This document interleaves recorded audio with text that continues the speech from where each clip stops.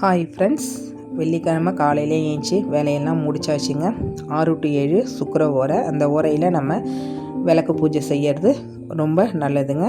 ஐஸ்வர்யம் உண்டாகும், செல்வ செழிப்பு உண்டாகுங்க. எப்பொழுதுமே வாரம் வெள்ளிக்கிழமை அன்னைக்கு நான் விளக்கு பூஜை செஞ்சுருவேங்க. அமாவாசை பௌர்ணமி இந்த நாட்களையும் செஞ்சுக்கிட்டு இருந்தேன். ஆனால் கொஞ்சம் உடம்பு சரியில்லாததால் இப்போ அதெல்லாம் செய்யறதில்ல. வெள்ளிக்கிழமை மட்டும் தவறாமல் செஞ்சுக்கிட்டு இருக்கேன். இது அரப்பு அறுத்ததுங்க. இன்றைக்கி அரிமுகூர்த்தம் பண்ண நெல் தாங்க, அதை கொண்டு வந்து வச்சுருக்காங்க.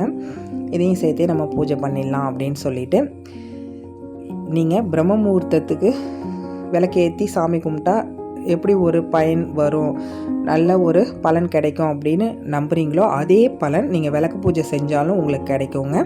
நம்பிக்கை இருக்கிறவங்க இதை ட்ரை பண்ணி பாருங்கள். இன்றைக்கி விளக்கு பூஜையெல்லாம் முடிச்சுட்டு சமையல் தாங்க செஞ்சுக்கிட்டு இருக்கேன். பருப்பு வச்சுட்டேன், வாழைக்காய் ஒன்று இருந்தது, அதை தாங்க வறுத்துக்கிட்டு இருக்கேன்.